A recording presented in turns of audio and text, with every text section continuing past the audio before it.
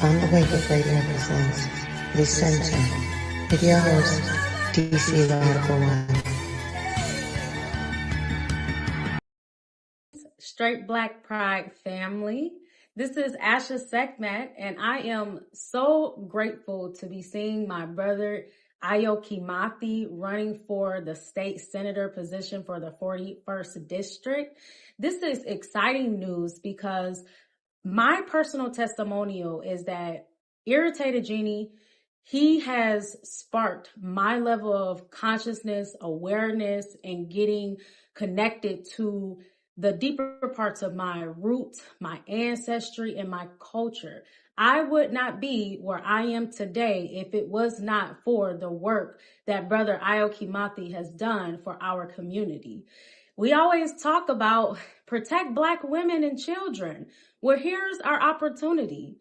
Donate for the brother. Also share and connect with other people to share why it's so important that we have strong Black men as representative in our leadership who have done the work, who have been doing this work and continue to dedicate their life to helping us and protecting us. Let people know, advocate for Brother Ayo Kimathi. I am endlessly grateful for the work that he has done and the service that he has put into our community. Now, I also want to mention that, of course, we align in the Mahi community with the values and principles of the Straight Black Pride movement. We represent a community that goes to divine feminine and divine masculine harmonization. We talk about ancient indigenous practices going back to our original culture. That includes family practices like polygamy, sharing with our sisters, our husband, and making sure that our children are taken care of. Also, Tantra. These are indigenous sacred intimacy practices between man and woman. We're going back to our original culture. If you want to learn more about the Mahi community life system, then you can connect with me on ashasekmet.com. You can learn more about this ancient wisdom and sacred energy practices at our upcoming event, New Earth Consciousness, that is going to be Wednesdays, November the 12th, 19th, and 26th at 8 p.m. Eastern Standard Time. You can RSVP on my website. That is, I am Asha Sekmet on all social media platforms. And we have a live Q&A this Wednesday at 8:30 Eastern Standard Time. You can come and ask questions so that you can begin your initiations and learning back to connect on a soul level who you were really meant to be.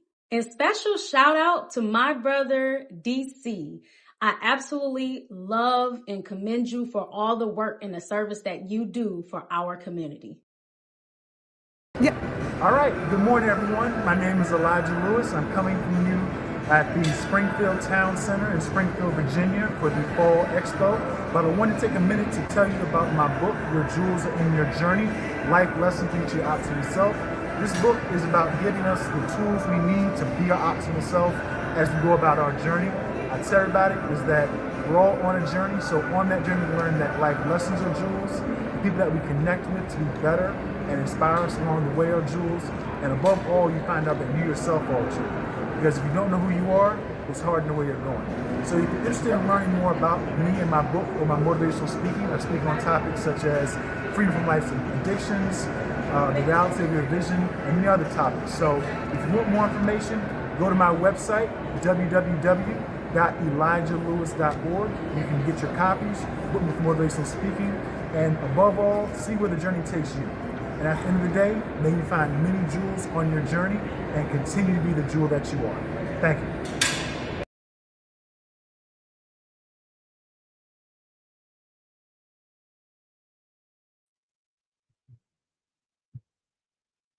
All right. Greetings, friends, family, allies, and enemies. I am your host, DC Radical One, and you have entered the center. Shout out to our wonderful who put me on this path to making content. Right.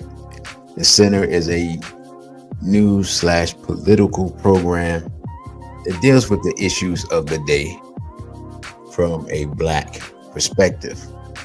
Because as a Black man, that's the only perspective that I have. Been Black before I was born, came out Black, going Black into the Black soil to be Black, and go Black to the Black ancestral realm when I am done with the work that I have to do here. So, with that being said, today's discussion, we're going to have we're going to deal with reparations, but we're not going to go deep into it. This is part one of a multi-part series.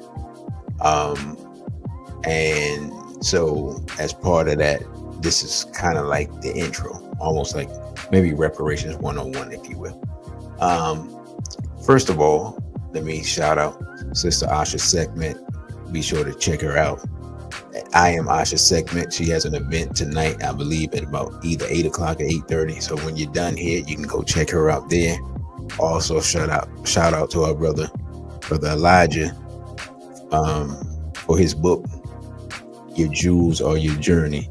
That's a good brother. That's good, high character, intelligent, decent Black man who just happens to also be revolutionary. So support that brother, be strong. And you can follow me. You can support me by following me on Instagram at dc.radical1, Twitter at dcradical_ONE, OTW2 at dcradical1. You can donate via Cash App, $DCRadical1, or via Zelle at dc.radical_1 at protonmail.com.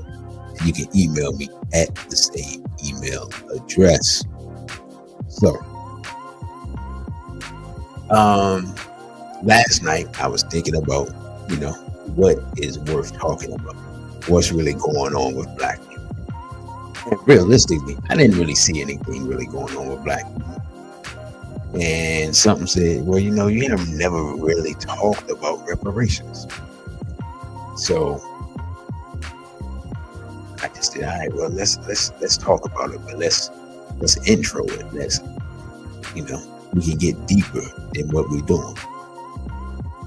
But let me greet the handful of people who are already here. Before they, brother, you got ripped off. Glad to see you. Before they, Sister Naja. So this show is not going to go more than 2 hours and 12 minutes. I'm going to be off here by 8:30. Probably before that. But, in America, reparations is a touchy subject, right? And here's what's taking place. There's a new generation of Black people who have found out that they're Black. I'm just saying, like they didn't know. You know what I'm saying? I mean, they were looking in the mirror, they were walking around. They didn't know they were Black. Right? And they just discovered this reparations. But this is not new. Yeah. Oh no, brother, I'm gonna address that. But this reparations is not new. And I don't think I have the clip on me, but maybe later on I will show the clip of Queen Mother Moore, where she's talking about she was working on reparations in 1950s, right? Now, here's what's going to anger that ADOS and them. Queen Mother Moore got her start in the movement under the Right Honorable Marcus Mosiah Garvey 100 years ago,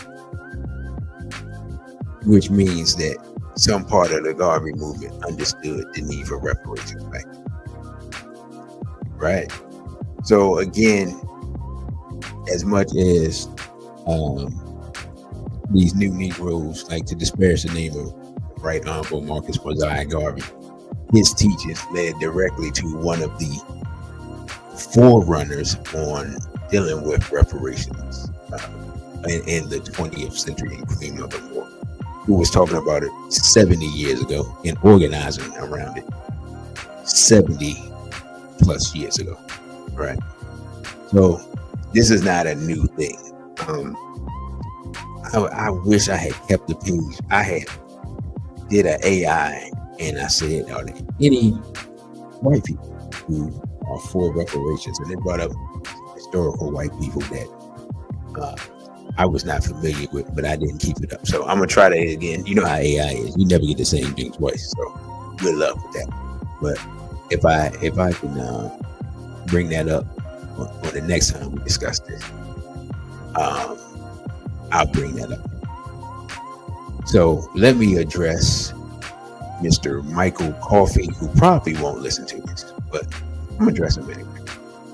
He says that reparations are the openly racist agenda, forcing the quote-unquote innocent to pay non-victims for something that happened to neither is not reparations.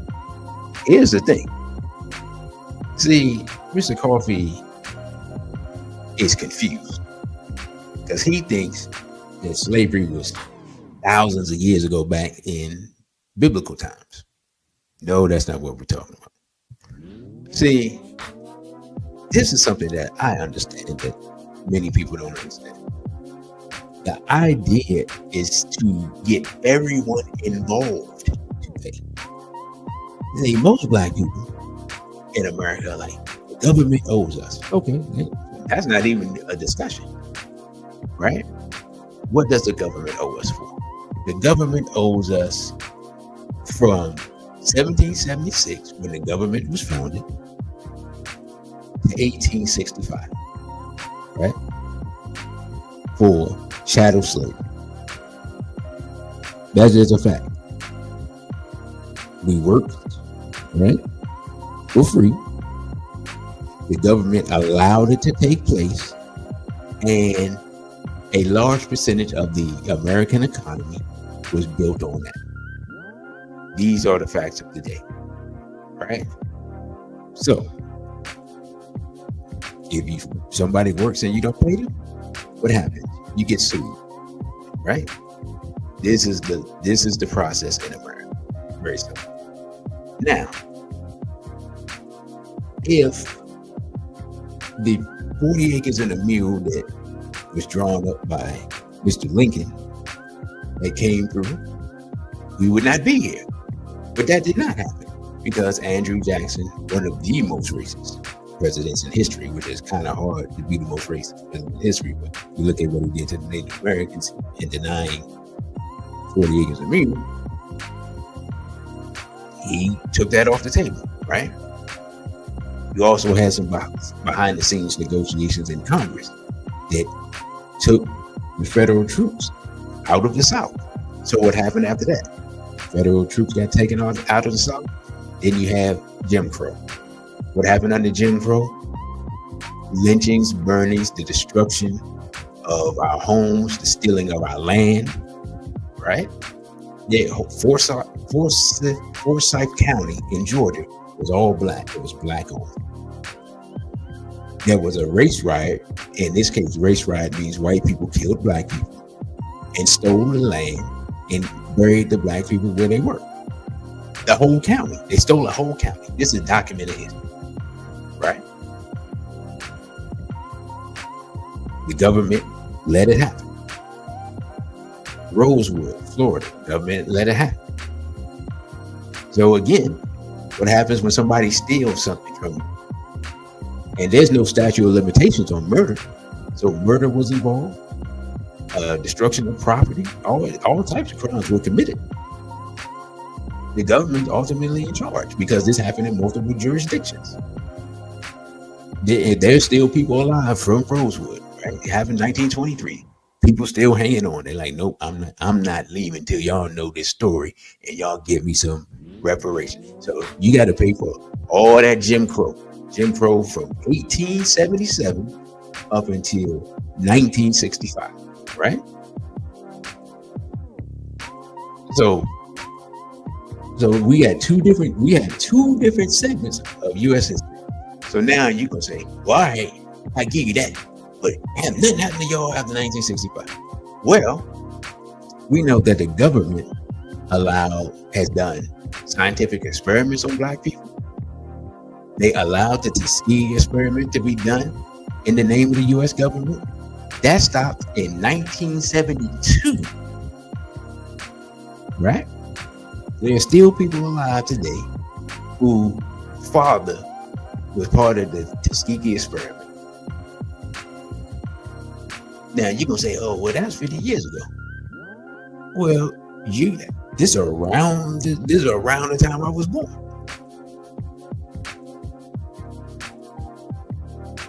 Other medical experiments have been done on black people. You have redlining. You have so many different systematic things that have been done to black people while the government has been there. So again, we're in a third period of history where just the United States government is culpable for either allowing or doing crimes against black people. So it's not just about the forced labor. We're going way beyond that, right? And I'm gonna say this to any white people listening. I'm gonna be very clear. Right now,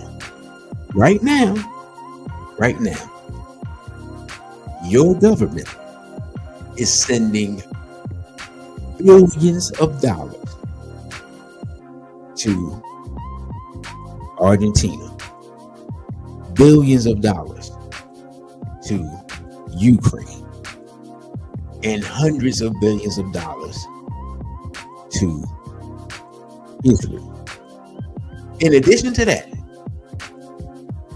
the bankers, many of them who have dual citizenship, stole hundreds of billions, actually trillions of dollars of wealth, crashing the United States economy back in 2012. And they were given boatloads of money, right? Since 9/11, which we know was engineered by those whose names you can't say, the synagogue of Satan. Look who held the insurance on the Twin Towers, right? Who didn't show up for the work that day. Google the dancing Israelis, right? In fact, you can even find an interview with a woman who called the police, wondering why these people were celebrating a terrorist attack on the United States. Look up the USS Liberty. Look up who killed John F. Kennedy, right? So the same group of people who are currently, right now, paying off your legislator to allow them to economically rape this country. I'm talking about the synagogue of Satan, or the Zionists, or Israel, or the Messiah, whatever name you want to use.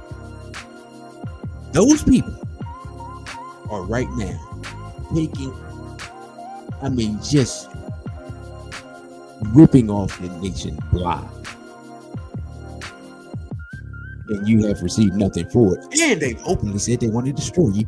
And they killed your man, Charlie Kirk. So in light of all these things, from my perspective, you have two choices.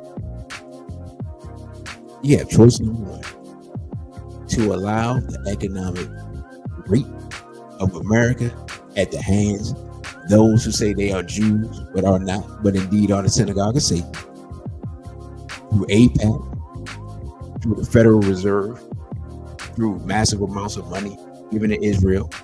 You can allow them to continue doing what they're doing until your nation is bled dry and destroyed, right? Or you can negotiate with the most loyal people in America, black people. They come to some type of agreement that have some mutual action to save this nation from destruction. Now, is this feasible? I will say yes. He's like, well, I prove how it's feasible. Why would I work with you when you have never? And I'm gonna stop you right there. Let us look back into the 1860s, when America was at war with America, where the North was at war with the South. See, many people haven't really looked at who was the South. There were over 10,000 Jewish people fighting on the side of the Confederacy during the Civil War. Why were they fighting? Because they were fighting to maintain their economic system, which was enslavement. They were the majority of the large plantation owners in the South. The number 2 man in the South was Judah P. Benjamin. He was also the money man, right? So we always hear about Jefferson Davis, but we never hear about Judah P. Benjamin. So Judah P. Benjamin and his 10,000 brethren were integral in helping to try to fracture this nation in two. And on the other side were black people who were willing to fight under one condition: we will fight with you in slavery if we win. And America took the deal. Lincoln, that's what the Emancipation Proclamation was about. He wasn't trying to end slavery. He said, if I could keep the Union without ending slavery, I would do it. But I can't, which means what? I got to free these Negroes so they can fight to preserve the Union. And we fought. And we fought well. And we helped you all turn the tide, because you were losing, and crush your enemies so that this nation could stay as one nation and eventually expand, right? Without black people, there is no America. At least not no United States. We would have had a disunited States of America. But we came together for mutual interest. For us to end slavery, right? For you to keep your nation. Well, here we are again at the crossroad, and you have the same choice before you. The choice is yours, but that's for someone like myself. Eventually, I'm, you get on a plane or boat or something and bid you all adieu. You can electronically see my shit, right? But therefore, those are the options, and that's my message to white people in America. You can accept it or reject it, but you can't deny the documented truth that I have just said. You know you're in trouble. You know this nation is in trouble. You know Trump is a slave of the synagogue of Satan. You know Jeffrey Epstein was Mossad and he has leverage on several people in the government. You know that AIPAC has total control of 99% of the legislature. And now, if you've been following the show, that they even have people at the state level committing crimes and getting away with it to help destroy this nation. I can prove everything that I say. So therefore, those are your two options. And that is my message to white America. Now, back to the general audience. We're going to look at this NAACP. And I know you like, DC, why are you bringing up the NAACP? It was the most succinct discussion of reparations that I can find. So we're going to get into that. And then I'm going to read brother, you got it. So let me get you this article, because 8:15, I'm getting off here. So it says, we have our problems with the NAACP, and you know why. And if you don't know why, we can discuss that too. It says, whereas African Americans have been enslaved in the United States from 1619 to 1865, and the people of African descent have been murdered, brutalized, made victims of genocide, sexually assaulted, economically depressed based on race in the United States of America from 1619 through the Civil Rights Movement, evidence of this systemic racism are still present today. The United States government must atone for the actions in the name of the United States government against Black people in the United States. And whereas there is legal precedent for reparations and numerous prior recommendations for reparations, the policy of 40 acres and a mule was Union General William T. Sherman's Special Field Order number 15, issued January 16, 1865, provided for the massive land redistribution. Actually was the result of a discussion that Sherman, the Secretary of War, and 20 leaders of the Black community. Section 1 of the order states the islands from Charleston, South Carolina, the abandoned rice fields along the rivers of 30 miles back from the sea, and the country bordering the St. Johns River, Florida, are reserved and set apart for the settlement of Negroes, now made freely the acts of war and the proclamation of the President of the United States. Let's stop right there. So, we often hear about 40 acres and a mule, but how often do we actually see that the land was actually the land that was supposed to be given to us, was actually described in great detail so that it could be cordoned off and thus given to us by Union General William T. Sherman? We never talk about that. So if we look in the modern day context, when we talk about the Republic of New Africa, they took this as a basis and expanded it because why? Because a number of Black people have expanded since that time. Before they straight Black people, right? Let us finish reading this general order. Now, it says, Section 2 specifies that these new communities, moreover, will be governed entirely by Black people themselves. On the islands and in the settlements hereafter to be established, no white person whatever, unless military officers and soldiers detailed for duty, will be permitted to reside, and the sole and exclusive management of affairs will be left to the freed people themselves by the laws of war and the orders of the President of the United States. The Negro is free and must be dealt with as such. Finally, Section 3 specifies the allocation of land. Each family shall have a plot of no more than 40 acres of tillable land, and when it borders on some water channel, not more than 800 feet waterfront, in the possession of which land military authorities will afford them protection until such time as they can protect themselves or until Congress shall regulate their title. Within this order, 400,000 acres of land, a strip of coastline stretching from South Carolina to the St. Johns River in Florida, including Georgia's Sea Islands and the mainland 30 miles in from the coast, as Barton Myers reports, will be redistributed to the newly freed slaves.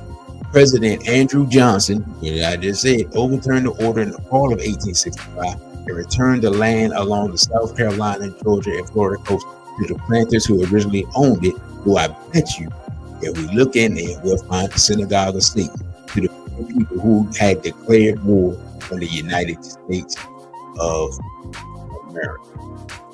So, President Andrew Johnson gave the land back to traders. Right. So, let's be real.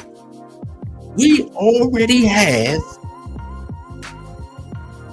the framework for a deal. The framework for the deal is land and money. That's it. There ain't nothing else to talk about. We got the framework for the land. And we can then, because the land has value, then we can discuss the money. And then there can be peace. You know why there can be peace? Because black people will have their own land and they will have to go to their land. You got to live in Black Landia. And white people will have their land. The rest of the United States. We'll have Black Landia, and you can have the rest of the United States. And we'll have to get visas and things like that to visit, and you'll have to get visas and things like that to visit. Now, somebody's gonna say, well, what are you gonna do with all the Hispanics? I'm gonna tell them to go to South Dakota and North Dakota and those lands that their ancestors had then. Now, for those of you all who were some of the tribes that were in Florida or whatever, I don't know what to tell you. I'm gonna tell you, talk to the United States government. Nothing personal. I mean, you already got everything south of Texas all the way through South America. Like I'm saying, you know. So, brother, you got ripped off says,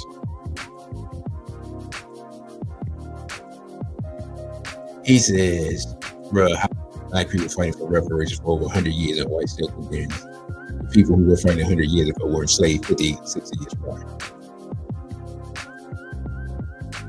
You never paid the original people, so now you owe the current black people. I'm gonna say this, bro. I'm gonna just be completely honest, bro. This is not to be disrespectful. Most Europeans do not know their history. And the vast majority of Europeans who are here now, and you like, what you mean Europeans? I'm American. European American. White, if you like, if that's the term, whatever. Most of them, their ancestors weren't here. They don't know the history. And the one whose ancestors were here, they don't want to talk about it because they're guilty. Right? So they don't know. They are ignorant. And those are the people who holler the most. Because they like, I don't want the money to come out my pocket. But you give billions of dollars to Israel and Ukraine, and you allow the Federal Reserve to destroy your currency and devalue your currency that has lost 90% of its value since the Federal Reserve existed. But you have a problem with me getting what I work for. You got the game all messed up, buddy. You're looking in the wrong direction for who your enemy is. Let's be real. Black people have been the most loyal people. We fought in the Revolutionary War. We fought in the War of 1812. We fought in the Spanish-American War. Now, the three wars I mentioned, we weren't free yet, except for the Spanish-American War, right? We fought in World War I. We fought in World War II. We fought in Korea. We fought in Vietnam. We fought in the first Iraq War, the second Iraq War, Afghanistan. We probably got some black people headed to Venezuela right now. We fought the war on terror even while being terrorized here. As Kwame Ture said, we shed our blood. We shed our blood way back in the Civil War.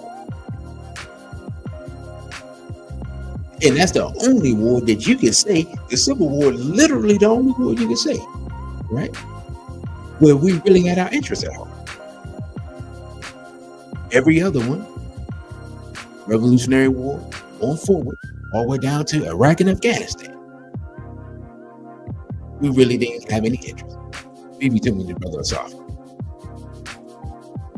So this idea, there's some confusion here. The black man and woman of America have been the most American. We believe in voting laws. We believe in your system of government.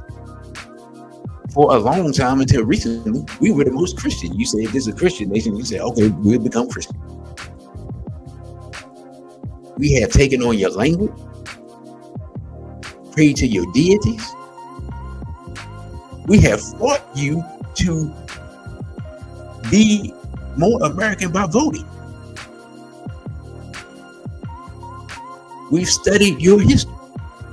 We have enhanced your culture. America wouldn't even be America without the black man. America wouldn't even exist without the black man and woman. It would be the Confederate States and then North America. Right? In fact, there's probably some special black ops operation happening right now where some black man is killing some black people for America.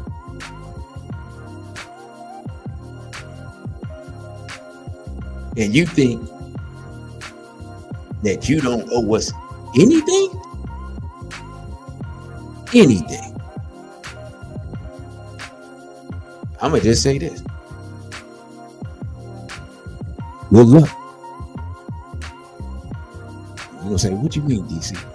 Good luck saving your nation from the synagogue of Satan without black. That's all I'm going to tell you. Because those are your options. Those are your options right now.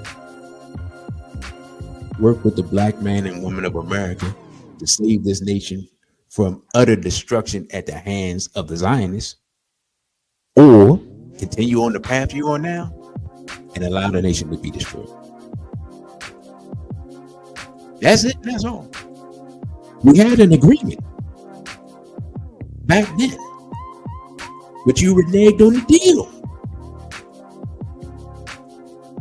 So now we got to go back to the negotiating table, negotiate for the land and the money, because there is such a thing as emotional distress. And I haven't even got to the crack epidemic. We know that the United States government, I've proven this, right? Including Mr. Clinton and Mr. Bush, were involved in bringing in crack cocaine via the CIA into the United States of America, including at an air base in Mena, Arkansas. You can't say that was 100 years ago. That was 40 years ago, 30 years ago. It was 40 years ago, and it lasted for 20 years.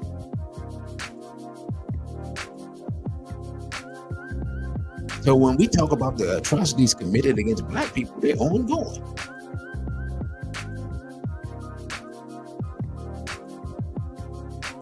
The bill has come in. And we're being reasonable, I think. But those are your two options. Now, let me go back and read some more of this declaration or proclamation from, of all people, hilarious, NAACP. And then you got Rick off. Remind me, because I think I veered away from that. Remind me to get into who else owes us money. Because don't let me forget. This ain't just a United States government. I know I laid it out. Don't let me forget, because I will forget. Remind me to remind me at the top of the hour to get to that. That's important, right? We getting everybody in this. Now, back to this. Where is it? Says, whereas the next push for reparations took place at the turn of the century, Several black organizations lobbied Congress to provide pensions for former slaves and their children. One bill introduced into the U.S. Senate in 1894 would have granted direct payments of up to $500 to all ex-slaves, plus monthly pensions ranging from $4 to $15. This and several other similar bills died in congressional committees. The pension movement itself faded away with the onset of World War I. Let me stop right here. This is interesting they said that.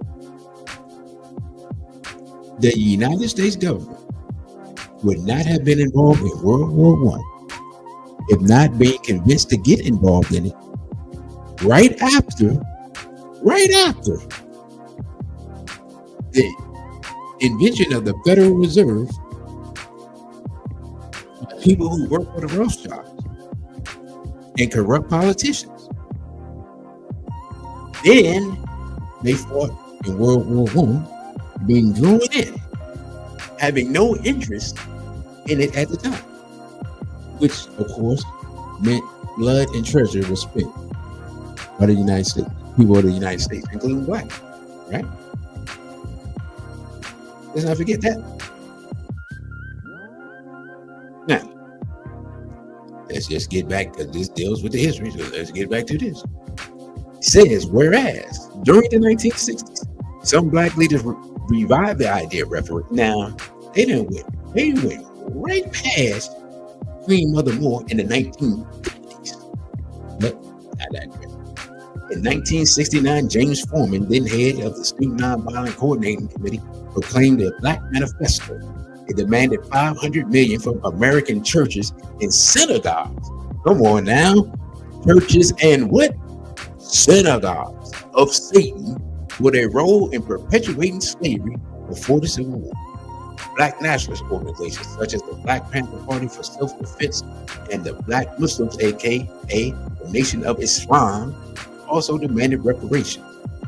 Whereas in the 1980s, a new call arose for Black reparations. It was stimulated by two other movements that successfully secured payments from the United States government. The Supreme Court in 1980 ordered the federal government to pay 8 Sioux Indian tribes $122 million to compensate for the illegal seizure of tribal lands in 1977.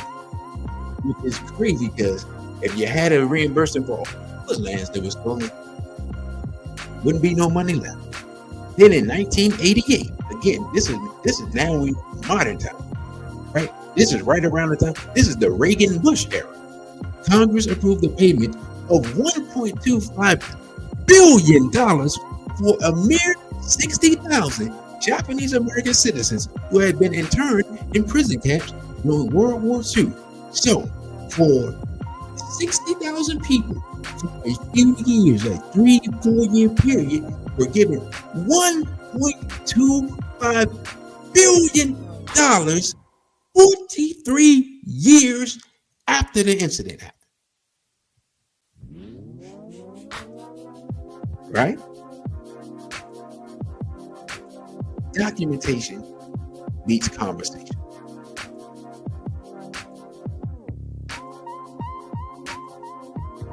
Now, says whereas in April 1989, Council member Ray Jenkins guided through the Detroit City Council a resolution to call for a $40 billion federal education fund for Black college and trade schools.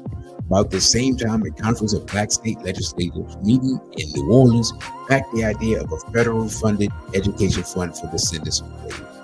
Shortly after, Representative John Conyers of Michigan drafted a bill calling for the establishment of a congressional committee to study the impact of slavery on African Americans.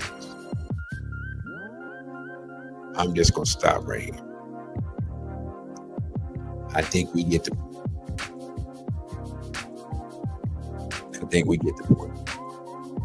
So the idea that reparations aren't due when you paid the Indian and you paid the Japanese American 43 years after the fact. over $1 billion, and that's $1 billion. That's 40 years ago, $1 billion. That's like big bank. So that's like over 10 billion only for 60,000 people. You're talking about millions of people. You just held them and they couldn't go anywhere. You didn't work them to death. So what are we saying? Like, let's be reasonable. And that's why I had to go through the history, because Honorable Elijah Muhammad said we can't reason together without proper knowledge. And many of you do not have the proper knowledge, which is what today's show is about. It's about establishing the knowledge so then we can go on to have intelligent and productive discourse. Right? And I want to say those black people who say they're fighting for reparations, right? In your various organizations or whatever it may be, and you're acting like you the first one to do it, you're not the first one to do it. I suggest you go back and study what was done before and learn from it and build your strategies after studying what was done before. Study Queen Mother Moore. Study in Cobra. And study those movements that were going on even back, like right after slavery, where black people fighting. Study James Foreman. Don't throw away those movements and those ideas as if you are the inventor. Stop trying to reinvent the wheel. Study the lessons of those who were on the path before you, and then come up with a strategy. In my point of view, I can only see two ways that this can be achieved. Either legislatively or in the courts. The third way, of course, would be through the executive. But the executive is being blackmailed for his role in the Epstein situation. So he is of no use to us right now. He's not even of any use to America right now. He's completely compromised. So this either has to be a major court case or major legislative case. Those are the only two options. And y'all remind me to really delve into that the next time I touch this topic. How it could go legislatively and how it could go court-wide. And maybe you take you try both strategies at the same time, right? Maybe you do that. But like I said, this is going to be a serious discussion. We're not dealing with emotionalism. We're dealing with strategy. Now, of course, I'm not going to put the whole strategy on the table, but we have to build a foundation first and then move forward. But this is not just about the American government. Like, we've covered the American government. But as James Foreman said, we now have, thanks to the Research Institute of the Nation of Islam, using their book, The Secret Relationship Between Blacks and Jews, Volumes 1 and Volume 2, right? We can now look into those individuals who are major slave owners, major plantation owners. Many of them who happen to be members of the Jewish faith. And we can go and look at those families and look at some of those companies, some of those insurance companies that insured the ships, that own the ships, the plantation owners and the land owners. We should also look into, because remember, we've been here since at least, we've been transported here since at least 1619. And I believe actually even further back than that. I believe it goes back to the 1500s actually. So we got the Catholic Church. We got to send a bill to them. We got to send a bill to the British government, the Church of England. And we got to send a bill. We might as well send a bill to Israel. Tell them, hey, you know what I'm saying? The young people say, is this you? Hold up a picture of Mr. Cohen and some of these other people with these Spanish names, Mr. Rodriguez, and you find out now, Rodriguez is not a Spanish. It's not a Spaniard. It's not a Portuguese. It's Jewish folk who have his own a plantation. We had black people working from sun up to sun. Yeah, we got to send bills to them too. Right? There, everybody focuses just on, they just start focusing from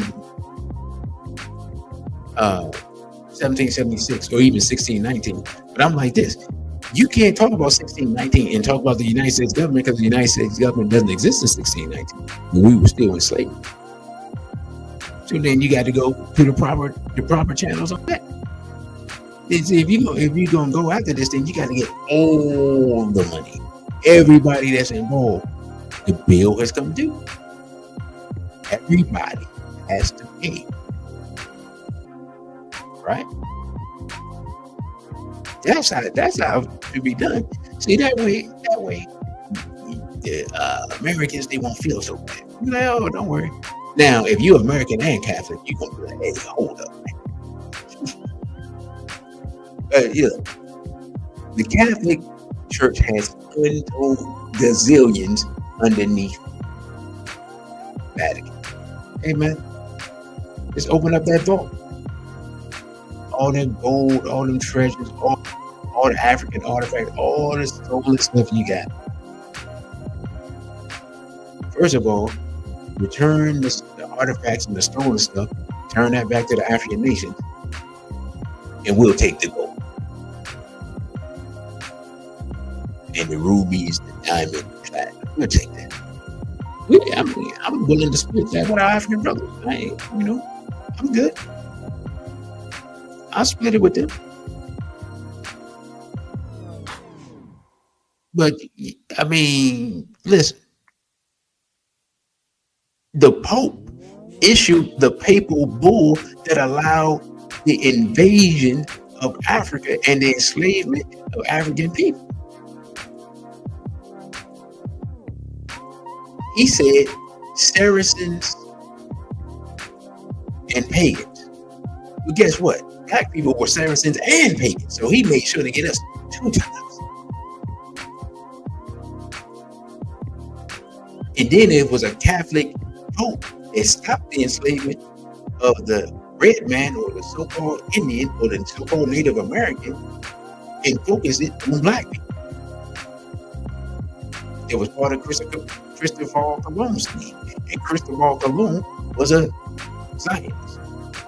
Well, there were no Zionists at that, but he was Jewish.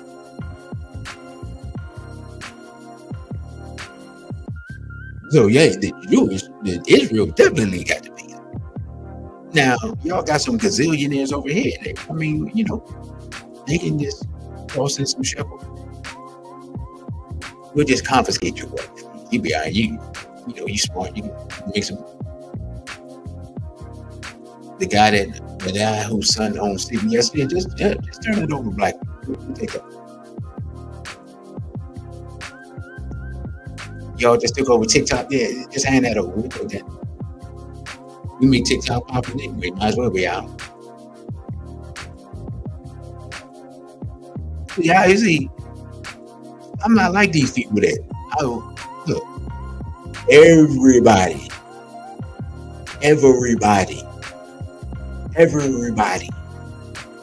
and everybody that has helped this 500-year Holocaust against black people and benefited from it and made money from it and built their nation from it, or their church from it, or their synagogue from it, or their organization from it, or their bank from it, or their insurance company from it.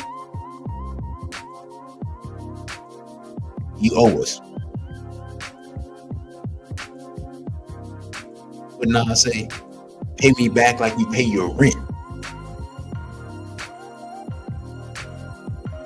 Well, this is way beyond just the United States government. The United States government is the easily identifiable. And the United States people, since you are already allowing your money to fly all over everywhere else in the world, you shouldn't have no problem giving the money to the people that's right here that you already owe anyway. Yeah, I know, I hear some. Man, we gave y'all welfare. Wrong. You gave yourself welfare. And we happen to get some dregs from the bottom of it. Let's just keep it 100 here. There hasn't been any program specifically set aside for black people in America. The entire civil rights movement has been co-opted by white women and homosexuals. Plain and simple. Even Ann Coulter said that when she used to be one of the most racist white women out there. Even she admitted that. I guess that's why we don't see her no more. Right? This Najee says the reparations argument is larger than the U.S. government. That's why it doesn't move. Everywhere the sun touches, the boxes and their minions owe the world. Yeah, well, I mean, I didn't play the Dr. Collins. I'm gonna say the Dr. Collins. There's more to it. You know what I'm saying? Hey, some people who were most involved in the most heinous acts, we're gonna ask them to donate more than we're gonna ask them to donate more than one. And that's all I'll say on that. Now, let's take a look at. I want to take a look at something modern, because I don't think that this is coincidence, right? Now, y'all remember Representative Cori Bush? Representative Cori Bush, I'm not really a big fan of her, but May 17th, right? This is interesting. This is like a week before African Liberation. It says Representative Cori Bush introduced a bill on reparations for Black Americans. It says Missouri Democratic Representative. Get that off the screen. So I'm not trying to read something. Here y'all go. It says Missouri Democratic Representative Cori Bush has introduced new legislation calling for $14 trillion in reparations for Black Americans in an effort to see the federal government atone for the practice of chattel slavery and hundreds of years of racist policies. The United States has a moral and legal obligation to provide reparations for the enslavement of Africans and its lasting harm on the lives of millions of Black people, Bush said in a Wednesday news conference attended by Representative Barbara Lee, Democrat of California, and Jamal Bowman, Democrat of New York, as well as other people. America must provide reparations if we desire a prosperous future at all. Her resolution is the latest in a long line of congressional efforts by Democrats, mostly Black, to compensate Black Americans for centuries of racial inequality. Man, racial inequality is such a nice way to put it. Centuries of destruction of our people. Economically, psychologically, spiritually, physically, mentally. And I mean, even sexually. Chemical, biological warfare. I mean, we've been destroyed in so many ways, under attack in so many ways that it is Now, she says it's unjust and it wouldn't happen in a just and fair, equitable society. They are not the natural consequences of human society. I'm reading this out of order. Says we know that we continue to live under slavery's vestiges. We know how slavery has perpetuated Jim Crow. We know how slavery impact the lives of the day. He said, citing the racial wealth gap, voter suppression, infant mortality rates, and other negative health outcomes for Black people. It's unjust, and it wouldn't happen in a just society. These are not the natural consequences of the human system, but they are the natural consequences of in. They are directly caused by federal government's role in enslavement and exploitation of Africans and Black people throughout history. While the conversation around reparations has picked up traction in recent years, with about a dozen cities in the state of California considering reparations programs, the concept remains broadly unpopular. About 3/4 or more of white adults oppose reparations, and so do the majority of Latinos and Asian Americans. Now let's start right here. I told y'all, not once, not twice, but as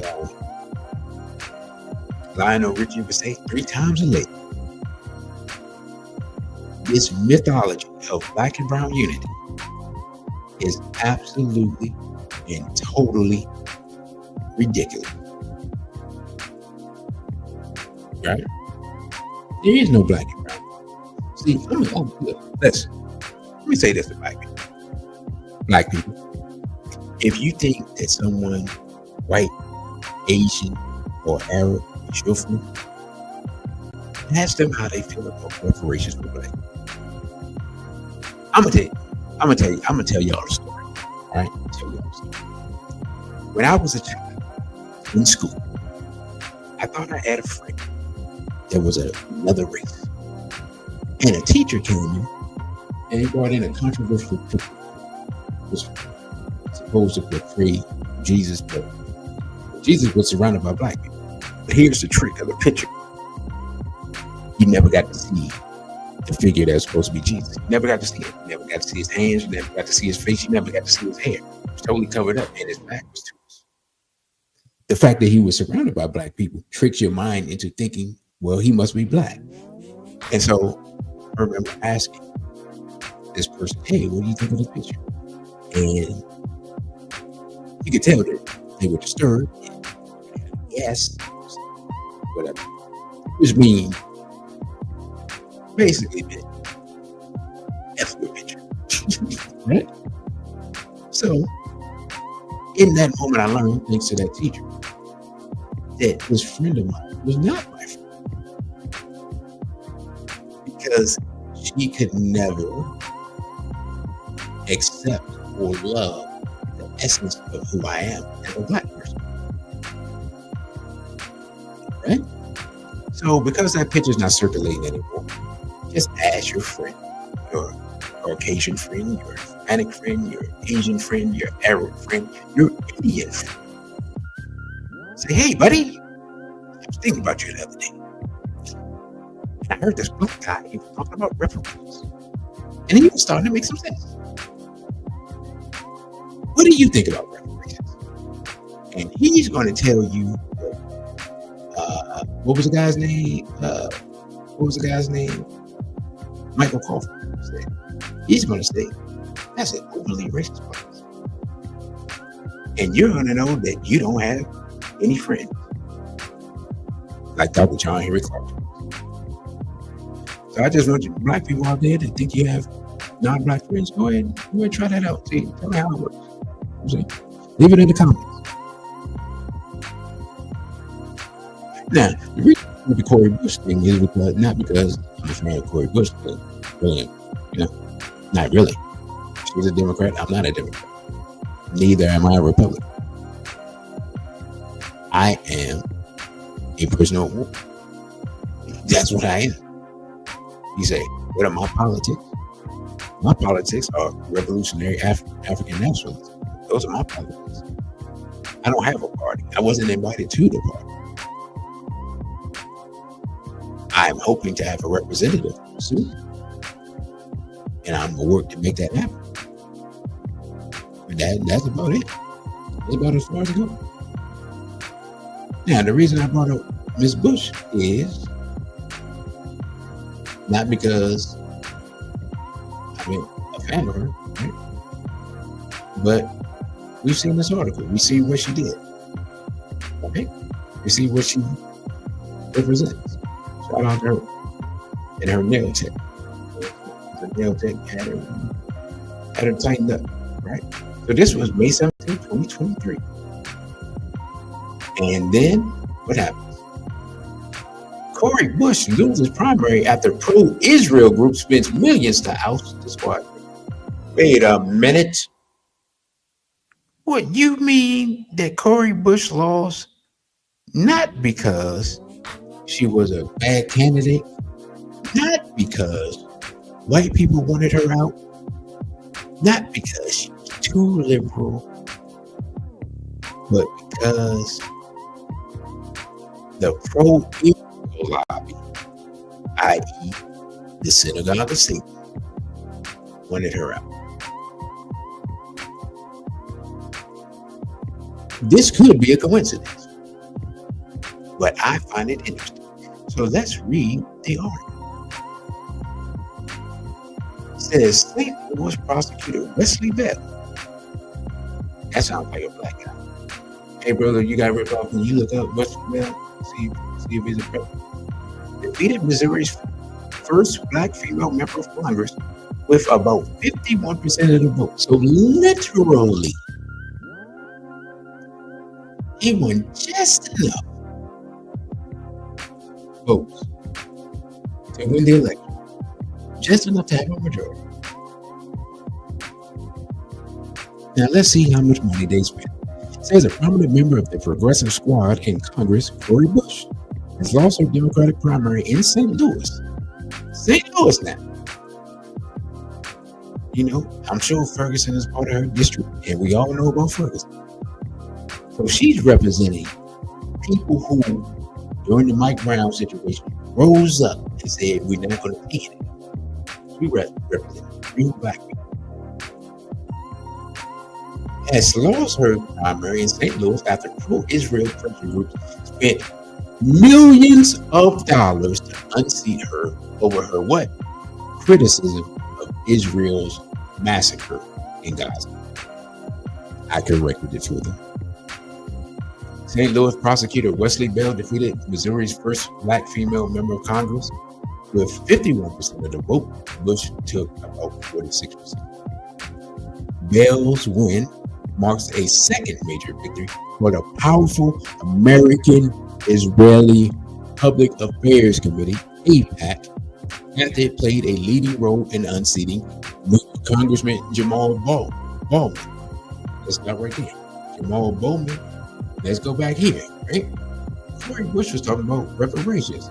And who was there? Jamal Bowman. So he was standing there agreeing with her about reparations. And then what happens? He gets primary and she gets primary, because not only are they both for reparations, but they are both against the massacre in Israel. And just like that, they're out of a position.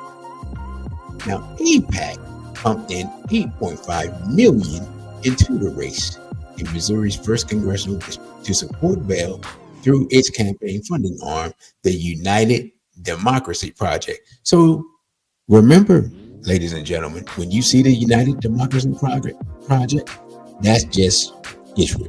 That's just AIPAC. That's just the synagogue. Now, it says after Bush angered some pro-Israel groups as one of the first members of Congress to call for a ceasefire after the October 7th Hamas attack, the Charlie Kirk questioned whether or not the Israelis knew what was happening, and they told their people to stand down. Right? Charlie Kirk questioned that. Charlie Kirk stopped. Cori Bush questioned that situation. Cori Bush doesn't have a job. Are we seeing how this works? Now, mind you, these are the same people who had a hand in our enslavement and thus would owe us reparations as well. So not only do they owe us reparations for what they've done, but they're still meddling in our affairs by getting people who are representing our interests to heave ho out of Congress. Let's go back to the article. Much of the UDP's money came from billionaires who fund hardline pro-Israel causes, and also Republicans and others.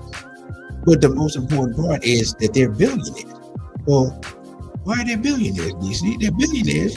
We have to investigate whether these billionaires, right? We have to investigate whether these billionaires have received money from previous generations who got money from slavery. That's what we got to look at. Now, if you got ripped off, he giving us a Wesley Bell. He says that Wesley Bell identifies as an ally of LGBT. We ain't got to even look no further. He's a slave. He's a slave. So we look. I told y'all. I've been telling y'all about these. I've been telling y'all who to look at. So whether you got ripped off, now that we know who he is, and that didn't take long. Did he win, or did the Republicans win? Like, did they lose the whole seat altogether with these shenanigans? Can you help me out with that? So, as much as I don't agree with Cori Bush, this guy apparently is weird. Because if he won, so he's in Congress, so he's working for the rainbow agenda, and he don't care anything about black people. Ah, boy. Told y'all this wasn't gonna be long. So listen, it's obvious as black people that we have an issue, and it's obvious as white people that they do have an issue. Your issue is that AIPAC controls your legislature. Our issue is that AIPAC controls your legislature to the point that if somebody even thinks about representing our interests, they get to heave ho. We have a common problem, ladies and gentlemen. So again, I bring up the the Civil War scenario. We're back to the same point. So amazing how things happen. So listen, what I'm gonna do is, okay, no, I'm gonna wait this.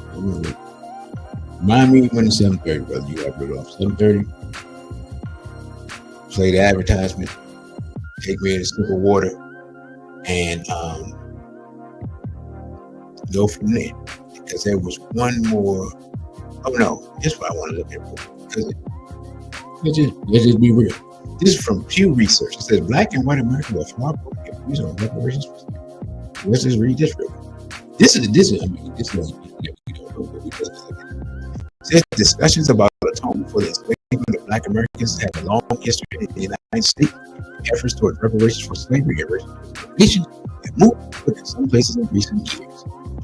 One is Illinois, the first U.S. city to create a reparations plan for its Black residents. In California, that year set up a nation's first state-level reparations task force. Earlier this year, Harvard University created a $100 million legacy of slavery fund to allow scholars and students to examine the university's connection to slavery. Americans view the prospect of reparations mostly negatively. A 2021 Pew Research survey found 3 in 10 adults say descendants of people enslaved in the U.S. should be repaid in some way, such as giving land or money. About 7 in 10 say that they should not be repaid. Now here it says that 77% of Black Americans, compared with 18% of white Americans, support reparations. So 8 in 10 Black people, or 3 out of 4, 3 out of 4 Black people. And we got to look at the people who, we got to look at the 4th Black person and make sure they're really Black, because it could be a mulatto. Like, you got to make sure they're Black. And 1 out of 5 white people. I'm gonna be honest. I'm shocked at the 1 hour white people. Black Americans are most likely to say legacy of slavery affects black people in the U.S., or at least a fair amount. And see, this is the crux of the discussion, because white people don't believe that something that happened in the past can affect the future. But here's what I say. Oh, I am, brother? All right, let me, I don't know what's going on. Let me see. Here's what I'll say. When white people say that was the past and those things don't affect what's going on now, I'll say this. In 1776, the United States came into existence. Eventually, they would write the United States Constitution. And then they would write the Bill of Rights. Everything that you enjoy in this nation is built off those Bill of Rights. You're still being affected by those Bill of Rights today. You still benefit from those Bill of Rights today. All the free labor that black people did while these Bill of Rights were being written, right? While they were having a discussion of whether or not to end slavery right then and there or not, and they decided not to do it. If you're a white American, you benefited from all that. Those things still affect you. So if something that's positive can still affect you and you still benefit from it, even though it's been over 200 years ago, how in the world do you think that something that's negative that lasted longer than that is even closer in time than the writing of the Constitution? How can you sit up here and say that it has no effect on black people today, but the Bill of Rights, Constitution, all that does have an effect? Because we all have to admit that we benefit from it, right? You just benefited from it more and longer, and still more. See, that's what exposes the argument. But that's the crux of the disagreement. But that shows the contradiction and the hypocrisy of it. Right? So I just wanted to put that on the table. So this is what I'm doing. I am going to take a break and play the Lost tapes.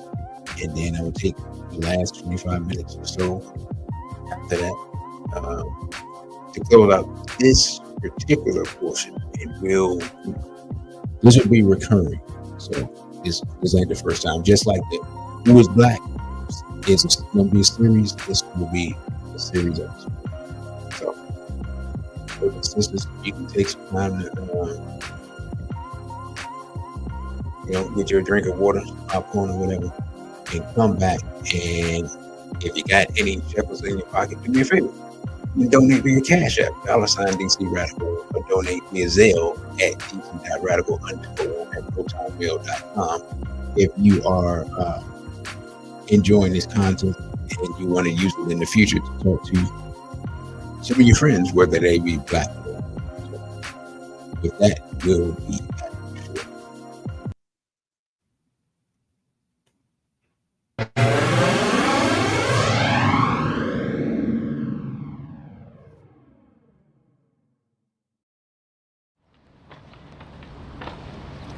Now, we're going to go and talk about AIPAC. What is AIPAC? The American Israel Public Affairs Committee. AIPAC. What does AIPAC do? AIPAC is the gangster with a whole lot of money that says, I'm going to buy you and pay you money, and you're going to make decisions that I want you to make. You're gonna do as I tell you, because I got my hands in your pockets. And they attached to people like Jeffrey Epstein, who take videos of the people that are supposed to be our representatives, and as they take those videos, they hold them hostage and say, vote as I tell you to vote. Do as I tell you to do. Has anybody watched the videos of the kind of murder that they're doing to the Palestinians? Raise your hand if you've seen any of the videos. Raise them high so I can really see it. Alright, so then y'all will know. People who haven't seen it, it's gonna sound like I'm exaggerating. I need you all to confirm what I'm saying is true, the ones that seen it. I'm black. I don't even like Arabs. I'm keep it real. I mean, I have a history as an African with the Arabs. I ain't gonna lie, man. Arab or no Arab, man, what they doing? Yo, it's men walking around. I ain't never seen nothing like that. Be real. They're holding their child, full body, and the body is jet black, burnt, and it doesn't have a head. And he's like screaming and crying for his child. Who's seen the stuff that I'm talking about? So many things. They have children walking around with their face, half this part of their face is just hanging like to here. It's like, I can't describe it. It's like the face is off. And it's like one half of their face is there and the other half of their face not there. And the child is sitting there trying to, they can't scream because they don't have, I don't know. You see burnt children, like they go in and burn them. And you go and they're showing the people there's just nothing but, you can tell us, you almost think it was like an animal, but you can see the features of a child. Right. The kind of genocide, like they're playing games where they tell them, come here for food. And when they come there for food, they start picking them off and shoot them and kill them. Right. But they're filming it. So if you get on the channels to see the stuff, it's so horrific. I'm trying to think. It will remind you, we've seen the lynchings of our ancestors, right? Without sanctuary. Imagine taking without sanctuary and actually seeing it while it's happening, while they're lynching somebody. But not just the one person in the picture, the whole book at the same time on the same day. We looked in the past, 1972. I was born in 1973. I'm almost 50 years old. I'll be 50 in December. A year before I got here, they must have known I was coming. They said, let's get this thing out here now before you get here. They did what's called the Gay Rights Platform of 1972. This is just official document, sharing information. If you read, go look it up online for yourself. They're making it difficult to find. I don't know if people have been noticing this, but things that you used to easily go and put it on the internet and find them, you can't find this stuff no more. I mean, there's a bunch of stuff you can't find. But I'm gonna bring your attention to just one. It's a bunch of stuff, all of it's aimed at children. Sex education for children, adoption, gay adoption of children. But there's one that's most important for what we're talking about today. And they break it down from the federal level and the state level. On the state level, they say every single state, they want laws repealing all laws governing the age of sexual consent. I'm gonna say that again. They want the repeal of all laws governing the age of sexual consent. Meaning a newborn baby, they want it to be legal to have sexual contact with a newborn baby. What year did I say? 1972. That's 51 years ago. Fast forward 21 years from then to 1993. In the interest of producing that result, they had right downtown, 30 minutes, not even 30 minutes if there's no traffic, go right up here East Capitol, go all the way up the road, you run right into it. They had the 1993 Gay Rights March on Washington. Let's see what that was about.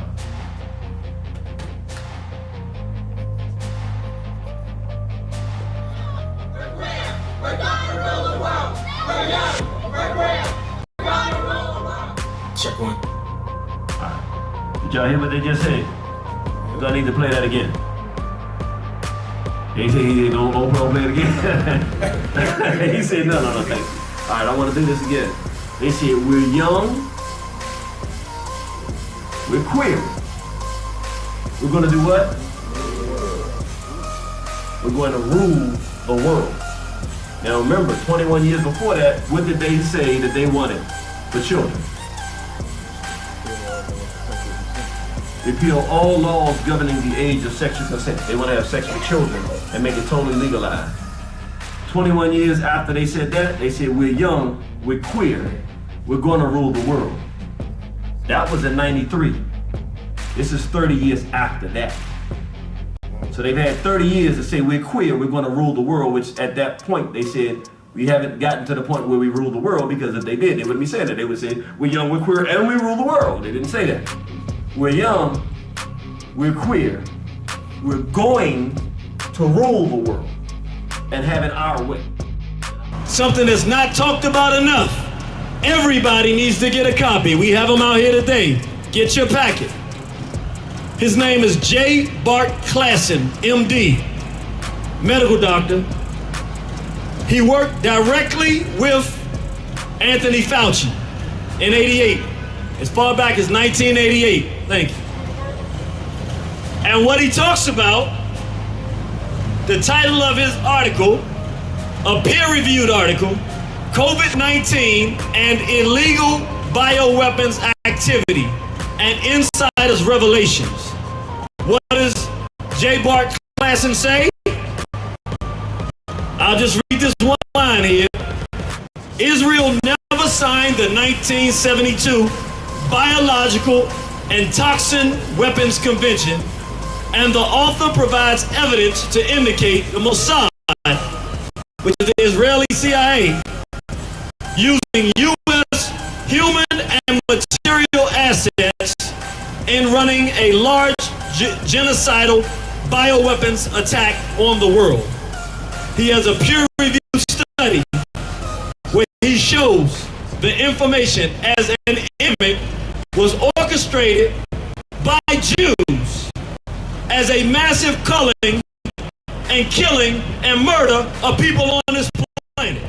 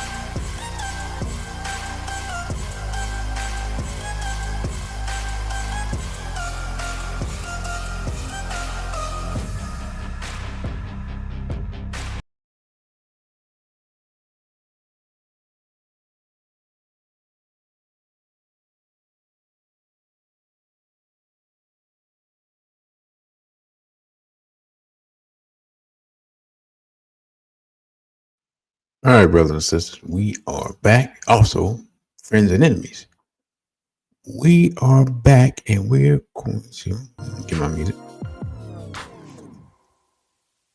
We're going to read this article. This is from the Brookings Institute.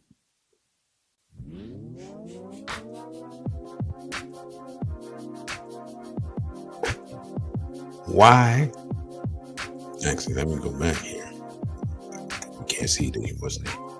It says why we need reparations for Black Americans. This is from 2020. So this is in the midst of the pandemic, April 2020. Rayshawn Ray, obviously Black. Andre Perry, not so sure. It says central to the idea of the American dream lies an assumption that we all have an equal opportunity to generate the kinds of wealth that brings meaning to the words life, liberty, and the pursuit of happiness. Boldly penned in the Declaration of Independence, the American dream portends that with hard work, a person can own a home, start a business, and grow a nest egg for generations to draw upon. This belief, however, has been defied repeatedly by the United States government own decrees that denied wealth building opportunities to Black Americans. Today, the average white family has roughly 10 times the amount of wealth as the average Black family. White college graduates have over 7 times more wealth than Black college graduates. Making the American dream an equitable reality demands the same U.S. government that denied wealth to Blacks restore that deferred wealth through reparations to their descendants in the form of individual cash payments in the amount that will close the black-white racial wealth gap. Additionally, reparations should come in the form of wealth-building opportunities that address racial disparities in education, housing, and business. Let me stop right there. Do I believe that we deserve money? Yes, absolutely. And if you want to tie that, my problem is wanting to tie that to directly to or comparing it to what white people have, as opposed to comparing it to what we have earned and what we have suffered. I'm not trying to be equal with Europeans based upon having to be here in America. We are old because of the atrocities that were done to us by Europeans. That is a difference. See, this is a slippery slope here that you can fall upon, because understand, there's a difference between the body politic European and the synagogue of Satan. Getting individually equal to the people on the lowest rung of the ladder, while other people are worth hundreds of millions of dollars, some of them through stealing ideas, leaves still a large gap, right? So we have to be very careful with these ideas and weigh the argument on the merits of what we are owed based upon what was done to us and based upon what we were denied. So that's my only problem with that, but I will continue to rethought. And what I want y'all to do, to put in the comments, is put in your ideas of what you think we are owed in addition to money, what we're owed monetarily, right? And what one day what we're going to do, the next time, remind me, the next time what we're going to do is we're going to add up the work hours. So we're going to add up just chattel slavery as if it was work. We're going to start with that, and then we're going to build out from there, and then we're going to see what we come up with material, right? So we're going to do that thought exercise. So you got ripped off. You hold me to that. Next time that I say I'm going to do a reparation discussion, say, did you do the thought exercise? And you know what I'm going to say. What thought exercise, brother? And then you have to remind me. You said it's over 35 trillion. I can see that. I mean, let's be honest. The United States government currently owes approximately 40 trillion. There was another 35 on top of that at this point, right? Because we're still sending money to Israel and Ukraine, and 40 billion to Argentina. Now, okay, nobody say that Argentina has done anything for America that's worth $40 billion or will do in the future. And I already told y'all a couple of shows ago why that money went there. But let's go back to this Brookings Institute article. I said I was going to read it, so let's read it. Now, it says in 1860, over 3 billion was a value assigned to the physical bodies of enslaved Black Americans to be used as free labor and production. Now, when is that 3 billion in 1860? That is, I don't even know what that is now. Anyway, it says this was more money, that was invested in than was invested in factories and railroads combined. In 1861, the value placed on cotton produced by enslaved blacks was $250 million. Now, again, what they're not being clear about is what that $250 million in that money, and what would that be in today's money? That's what I'm talking about. Slavery enriched white slave owners and Jewish slave owners, and we can't forget that part now, and their descendants, and it fueled the country's economy while not suppressing, stripping any wealth for this, not suppressing, removing the possibility of the United States says yet to compensate the status of enslaved Black Americans for their labor. Nor has the federal government atoned for the lost equity from anti-Black housing, transportation, and business policy. And he hasn't mentioned the destruction of whole Black neighborhoods by building the highway system. We ain't even got to that part, right? Slavery, Jim Crow, anti-Black practices like redlining and other discriminatory public policies in criminal justice, education have robbed Black Americans of the opportunities to build wealth, finance assets minus debt, according to white peers. Bootstrapping isn't going to erase racial wealth divide. As economists William Sandy Darity and Derek Hamilton point out in their 2018 report, what we got wrong about closing the wealth gap. Blacks cannot close the racial wealth gap by changing in their individual behavior, i.e., assuming more quote-unquote personal responsibility or acquiring the portfolio management insights for financial literacy. In fact, white high school dropouts have more wealth than Black college graduates. Moreover, the racial wealth gap did not result from a lack of labor. Rather, it came from a lack of financial capital. What, brothers and sisters, what have I talked about ad nauseum when we talk about business development and wealth building? Have I talked to what? A lack of access to capital. Y'all thought I was just talking out the side of my neck. And yet here we have, right? People who are studied and accredited in the field, right? Economists and the like. People from an institute telling you the exact same thing. I'm an autodidact, self-taught, self-study in many fields, all areas of people like that. But I digress. Not only do racial wealth disparities reveal fallacies in the American dream, the financial and social consequences are significant and wide-ranging. Wealth is positively correlated with better health, education, and economic output. Hey man, I'm gonna be completely honest. The more money you got, the better food you can get, the better health care you can get, the better you feel, the better sleep you can get. The less likely you are to randomly, kill over, right? Your teeth are better, your hair. It's just the difference between having money and not having money is just, I can't even. We all know. If you've been on both ends of this thing, if you're the type of Black person where you have had not even great wealth, just had a time where you had a rough time, and a time where you were doing well, you know the difference. Food tastes better. You have money. Sleep is better. Everything is better. And when you don't, everything is worse.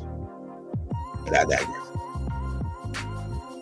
It says, furthermore, assets from homes, stocks, bonds, and retirement savings provide a financial safety net for the inevitable shocks to the economy and personal finances that happen throughout a person's life. Man, if you're my age, the number of recessions and near depression and economic collapses that we live, the older I get, the quicker those things come. I ain't gonna lie to you. Say recessions impact everyone, but wealth is distributed quite unevenly in the United States. The woeful inadequacy of a government-sponsored safety net was made apparent in the wake of the economic disasters like the 2008 housing crisis, which was caused by the bankers who primarily are dual citizens, right? And they got bailed out, but the people who lost their homes did not get bailed out. And natural disasters like Hurricane Katrina, which was exacerbated by them blowing the levees. and letting the water go into the black areas. Let's not forget that part. It was a natural disaster made more disastrous by man-made hands, or by the hands of men. Those who can draw upon the equity in their homes, savings, and security are able to recover faster after economic downturns than those without wealth. The lack of a social safety net and the racial wealth divide are currently on display amid the COVID-19 threat. If you're one of those people that couldn't work, or even worse, right? And I know you're like, how could it be even worse? If you're one of those black people that have a business, COVID will likely erase your business. You know how I know? Because there are several black businesses here in DC that are no longer here, that disappeared in 2024. And it finally dawned on me. I'm gonna admit, I was a little slow. It finally dawned on me what happened. Those businesses never recovered from the whole COVID situation. They were food businesses. They were businesses based on people coming into their establishment to buy food and sometimes eat there or take the food out. They had small profit margins and they never recovered. I literally saw the decline of the businesses, the decline of their customer base, and the decline in their capacity to provide good service. I saw it happen, and it didn't dawn on me until after the fact what it was. And these were two of my favorite black-owned businesses that I like the most. So this person, I mean, is worse than just an individual worker. People who own business, black business owners, also suffered from the whole COVID situation. Yeah. Really, you got to rip off say something, but I can't see it. It says reparations, a system of redress for egregious injustices, are not foreign to the United States. Native Americans have received land and billions of dollars of various benefits and programs for being forcibly exiled from their native land. For Japanese Americans, $1.5 billion was paid to those who were interned during World War II. Additionally, the United States, via the Marshall Plan, helped to ensure that Jews received reparations for the Holocaust. Man, I'm gonna read that again. Additionally, the United States, via the Marshall Plan, helped to ensure that Jews received reparations for the Holocaust, including various investments over time. In 1952, West Germany agreed to pay 3.4 billion Deutschmarks to the Holocaust. Now, here's the problem I have with that, right? Why is the United States helping to ensure reparations for Jewish survivors of the Holocaust? What about the black survivors of the Holocaust? When the Holocaust took place in Europe, and white Americans and black Americans shed their blood to end the Holocaust and free those people from being caged in prison in Poland and Eastern Europe and all those places. Americans shed their blood. Americans ended the Holocaust. Americans saved those people. Why Americans still be paying? Those people should be paying. Those people should be paying Americans. Those people should be thanking Americans who shed their blood. Some of us have grandfathers who were there fighting in Europe, black and white. Americans shed their blood and have not received a thank you. And in fact, the people basically overthrowing your government, blackmailing the president of the United States, and running a honeypot operation, engulfing various political and business figures in America. And we shed our blood for them to be freed from this atrocity. So nobody want to talk about that part. Has anybody heard any of America's Jewish friends thank them for sending their troops over there to fight this war? and to stop what they tell us is a Holocaust? Has any Americans, maybe individual American soldiers received things? Maybe they did.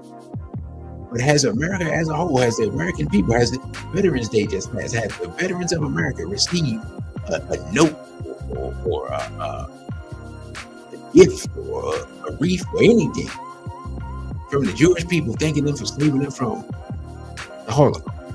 I'm asking a question. I don't know. I like, y'all got video and stuff. Y'all gonna say it. I'm asking a question. But the idea that you can have a Marshall Plan and you can ensure that the people over there who you helped and saved already get reparations, but you can't give reparations to people right here in America is crazy to me. It's sheer insanity. But let me finish the article. Black Americans are the only group that has not received reparations for state-sanctioned racial discrimination. While slavery afforded some white families the ability to accrue tremendous wealth, especially those who were Jewish. And we must note that American slavery was particularly brutal. About 15% of the enslaved shipped from West Africa died during transport. The enslaved were regularly beaten and lynched for frivolous infractions. Our children were brutally sexually violated, boys and girls, both on the ships and on the plantation. Slavery also disrupted families, as 1 in 3 marriages were split up and 1 in 5 children were separated from their parents. The case for reparations can be made on an economic, social, and moral ground. America claims to be a Christian nation, or at least they did at one time. Right? The United States had multiple opportunities to atone from slavery. Each missed chance to make American dream a reality and had yet to undertake significant action. They talk about, of course, 40 acres and a mule, right? We talked about that. We talked about with General Sherman, Field Order number 15. We talked about that previously. And Lincoln's assassination by John Wilkes Booth. I'm going to let y'all take a guess on who John Wilkes Booth was, what his ethnicity was. I'll give you all the time that you need. You'll be surprised but not shocked.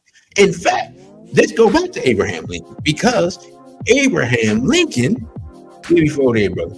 Appreciate you. Was fighting against the bankers. He issued the greenback in order to not take money from the bankers for the war. So because of that and other reasons, he was assassinated. Right. Now,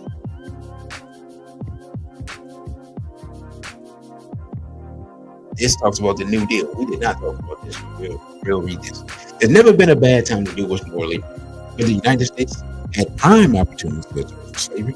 In the 1930s, the United States was reeling from the 1929 stock market crash and was firmly incorporated. The Franklin Roosevelt administration implemented a series of policies as part of his New Deal legislation, estimated to cost roughly $50 billion. Then to catapult the country out of depression. Current estimates price the New Deal at about $50 trillion in today's money. I mean, that is an astronomical. 2 particular policies of the New Deal fell short in redressing American racial problems: the GI Bill and Social Security. Though white and black Americans fought in World War II, white and black Americans fought in World War II, black veterans could not redeem their post-war benefits like their white peers. While the GI Bill was mandated federally, it was implemented locally. The presence of racial housing covenants and redlining amongst local municipalities prohibited blacks from utilizing federal benefits. White soldiers were afforded the opportunity to build wealth by sending themselves and their children to college and obtaining housing and small business grants. Regarding Social Security, 2 key provisions would have improved equity in America were excluded from the legislation: domestic and farm workers. These omissions effectively excluded 60% of Black people across the United States and 75% in the southern states who worked these occupations. As the great grandson of sharecroppers, I feel this. Now, Roosevelt bargained these exclusionary provisions in the legislation on the backs of Black veterans and workers in order to propel mostly white Americans out of the Great Depression. So he did it on purpose. There are other sanctions, other policies and practices that contributed to the racial wealth gap. Government sanctioned discrimination related to the 1862 Homestead Act, redlining, restrictive covenants, and convict leasing blocked Blacks from ability to gain wealth at similar rates to whites. Separate from slavery, damages should be awarded to Black people who were harmed by these policies. So let's look at these policies. It says we know that the monetary value that was placed on enslaved Blacks and the productivity of their labor, as well as the amount of the racial wealth gap. We've seen other groups receive restitution while the federal government pulled back reparations for Black Americans. Accordingly, if we want to close the racial wealth gap and live up to the full creed to protect life, liberty, and the pursuit of happiness, a federal reparations package for Black Americans is in order. This amount should include individual and collective public benefits, while that simultaneously builds wealth and eliminates debt among Black citizens. We assert that it should be similar to the Harriet Tubman Community Investment Act, which was recently heard before the General Assembly, where Ray testified on his behalf. The Harriet Tubman Community Investment Act aims to atone for slavery and its legacy by addressing education, home ownership, and business ownership that vary. Individual payments for descendants of slaves and enslaved Black Americans. The government owes lost wages as well as damages to the people it helped enslave. In addition to lost wages, the accumulative amount of restitution for individuals should eliminate the racial wealth gap that currently exists. According to the Federal Reserve, research in 2016, based on survey of consumer finances, white families had the highest median wealth at $171,000, compared to Black and Hispanic families at only $17,000 and $20,000, respectively. So I guess that would call for, the 17,000. That would call for about $154,000 per person. Yeah, that ain't enough. You know what I'm saying? Even if you add the land to it, that ain't enough. He says college tuition, people should be able to use tuition remission to obtain a bachelor's degree or a social vocational or technical degree. Tuition should be available to public and private institutions, considering the racial wealth gap and the ability to attain degrees in private schools. This part of the package will help further racial disparities by affording more social network access and opportunity structures. I'm gonna say this, to be honest. This still would not be sufficient in this day and time where people are getting degrees and still not able to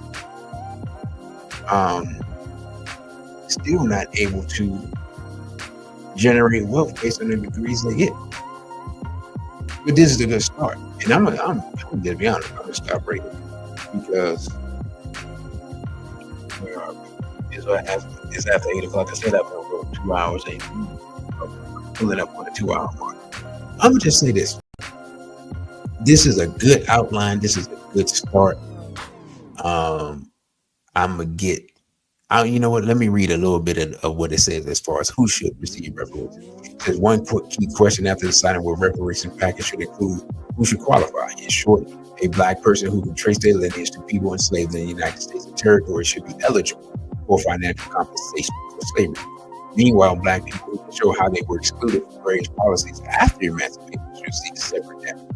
For instance, a person like Senator Cory Booker, whose parents are descendants of slaves, would qualify for slavery reparations, whereas someone like Senator Kamala Harris, Jamaican immigrant father and Indian immigrant mother, American President Barack Hussein Obama, Kenyan immigrant father and white mother, may seek address for housing and/or education segregation.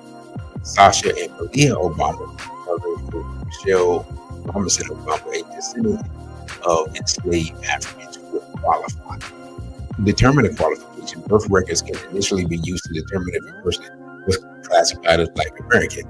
Economist Sandy Darity asserts that people should show a consistent pattern of identification. Census records can then be used to determine if a person has consistently identified as Black American. Finally, DNA testing could be used to supplement to determine lineage.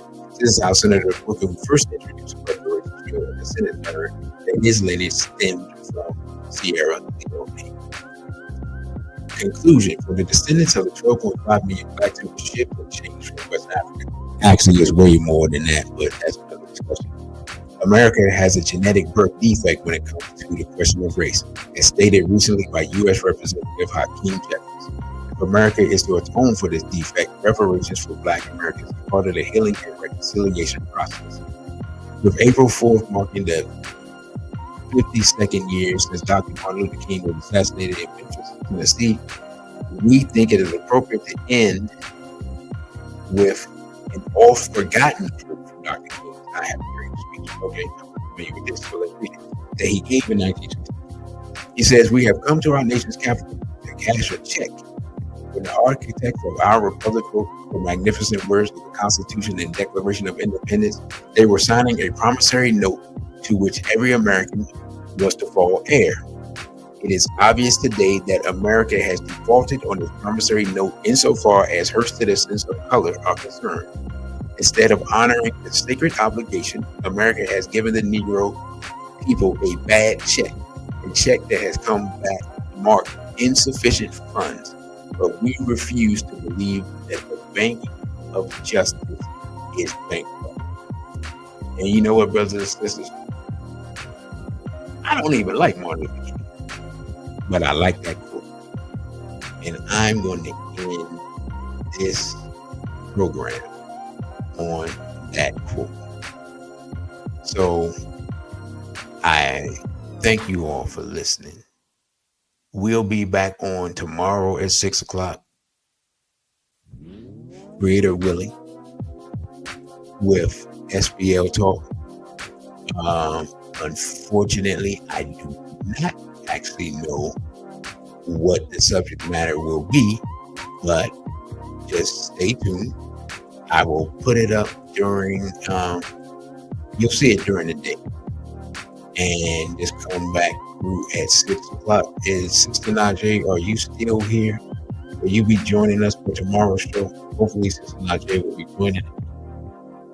Go back and watch the last program. And also, I have some programs that were blocked and demonetized. I am editing those, and they will be up on Monday or Tuesday of next week, as well as some more clips. And also, don't forget to go back and watch the Irritated Genie interview that I did. I guess it's been a couple of weeks ago now. So, again, thank you all, brothers and sisters. We will get further into this reparations discussion the next time I address it. And with that, I say a BB for Hodier and straight Black pride. Thank you for watching this video. Don't forget to like, share, and subscribe. Also follow us on our other social media platforms. On Instagram, we're at dc.radical1. On Twitter, we're at dc_radical_ONE. And the Cash App is $DCRadical1. Again, thank you for subscribing.